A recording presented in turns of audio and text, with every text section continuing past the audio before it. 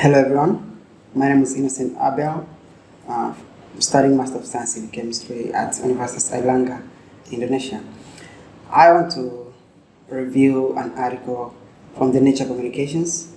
The article is about living supramolecular polymerization. I'm going to discuss about a novel way that these supramolecular polymers can be synthesized via living polymerization reactions.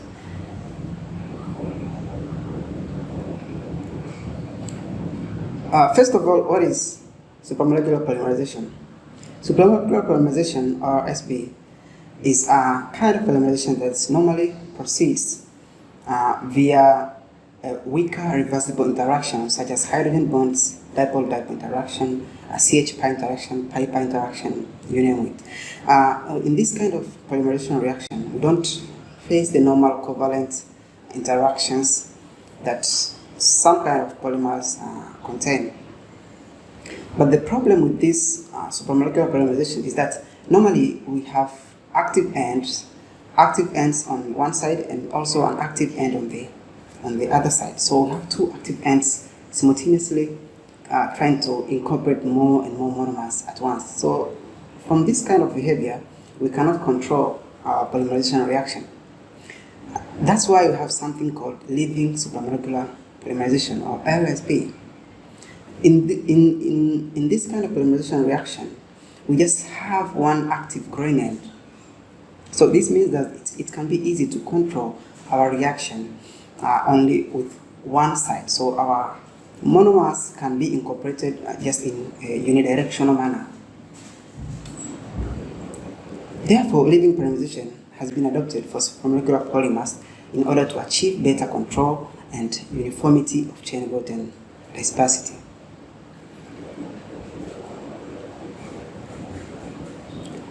About this article, the main novelty that I would like to highlight from this study is that you can see from the top and bottom we have two figures.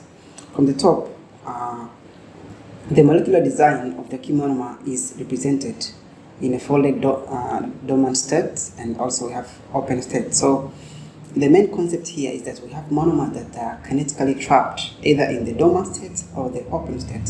When the monomers are trapped in the dormant state, it means that polymerizations cannot proceed. But if we have open state, it means that we can proceed with polymerization.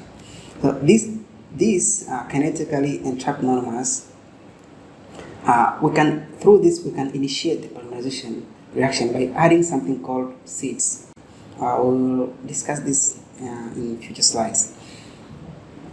So from this concept, it means that the monomers in open state, they can stack on each other, and hence we have a polymer chain which can grow as far as we have monomers. This work demonstrates that simple derivatives of all cis 1, 2, 3, 5, 6 hexafluorocyclohexanes can give rise to living supramolecular polymerizations. And the good thing and the advantage of this technique is that this kind of monomers that were selected, they have to be special in a way that the dormant states normally have a lower energy.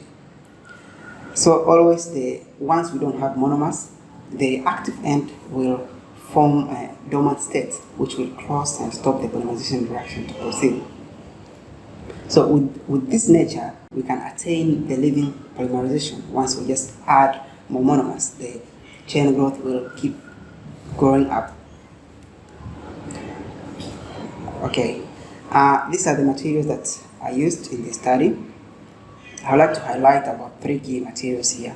First, we have the monomers. We have the N monomers from M1 to M5. As we can see, the difference is just the number of carbons. The difference is the length of the carbon chain. And we also have a special kind of monomer called methylated M3. So basically, it is an M3 monomer where we don't have a hydrogen bond. I mean, we don't have a NH, but we have an N-methyl here. So through this, it means that this kind of monomer cannot be able to form intramolecular hydrogen bonding between this methyl and oxygen. Therefore, it will always stay in an open state. This is a special kind of material that will be used to prepare something called seeds. So a mixture of this Me3 plus any monomer of your choice here can produce something called a seed. We'll discuss this further in future slides. Okay, as we can look from the results of this study, it can be seen that from figure E, the rate of polymerization grows linearly and proportionally to the log of M3 seed.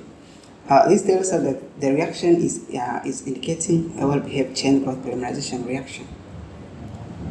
And from F, it can be seen that the linearity of the plot of the fiber length versus M3 to M3 seed provides further evidence of living nature of this reaction. So it can be seen that the length of the polymer as well as the weight of the polymer grows proportionally with an increased amount of our monomer.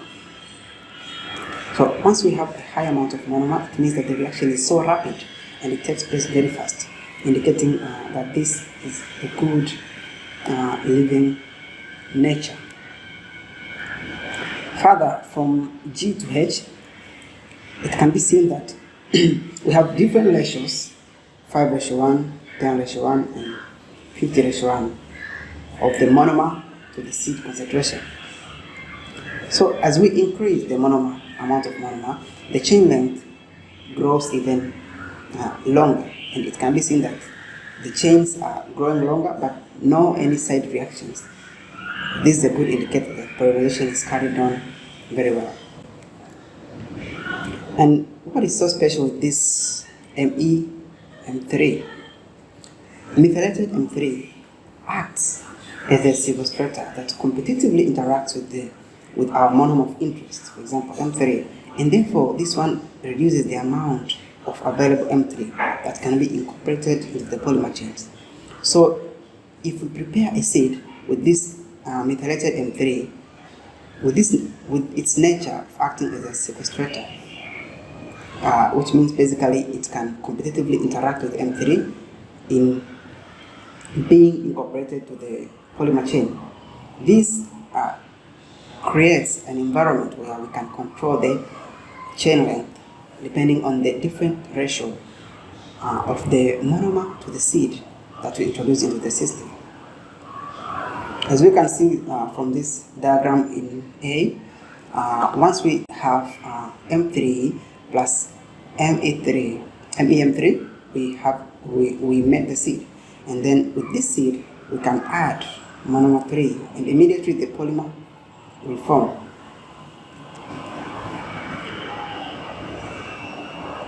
In order to further demonstrate the feasibility of this method and its advantage, also the authors tried to study the nature of supramolecular block copolymers that can be formed from this method.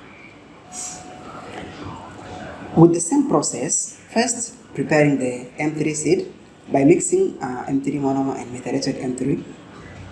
Then, once they add a certain amount of a new monomer, for example M5, immediately the reaction forms, and we have a kind of block copolymer called ABA block copolymer. And once they keep adding more of M5, the chain even keeps growing longer in just unidirectional manner. It can also be seen from figure B that polymerization of M5 starts without a lag time, and the rates are also proportional to the log amount of the M3 seed. Further, we can see from the same figure that once the ratio of the monomer to the seed increases, also the rate of the reaction keeps increasing. It can be seen that here we have the orange curve. This one is 300:1. As we decrease the ratio of the monomer to the seed, also the rate of the reaction keeps decreasing. Now, this is further proof that that it's possible to synthesize block copolymers from this method. Figure E and F are images showing that these blocks are possible to be formed. You can see that we formed different blocks 1, 2, 3.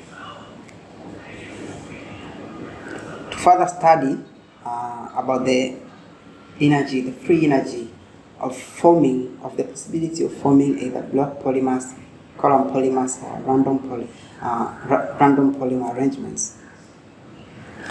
The researchers performed molecular dynamic studies, and it can be seen that free energy of block polymers is lower as compared to formation of columns as well as just random arrangement of monomers. To further support this, the fiber length can be seen for block polymers forms is just a straight line. Basically, the length is uniform throughout time, throughout the synthesis reaction. But for the other columns and random, we have different length of fibers that are formed. So we don't have uniformity of the length of the polymer that is formed. So it means that we can easily control the length of the block polymers as compared to column and random polymer. What are the key conclusions from this study? There are two key conclusions. The first one is that partially polarized fluorinatedcyclohexanes engage in intramolecular hydrogen bonding, dipole-dipole, and CH pi interaction, which leads to dormant states, which can enable seeded LSP. And also, the kinetically controlled process, here we are talking about kinetically trapped monomers, can be prepared, and they can be used to prepare self-assembled nanofibers of controlled length as well as supramolecular block ABA copolymers. That's all for my presentation, and thank you very much for listening.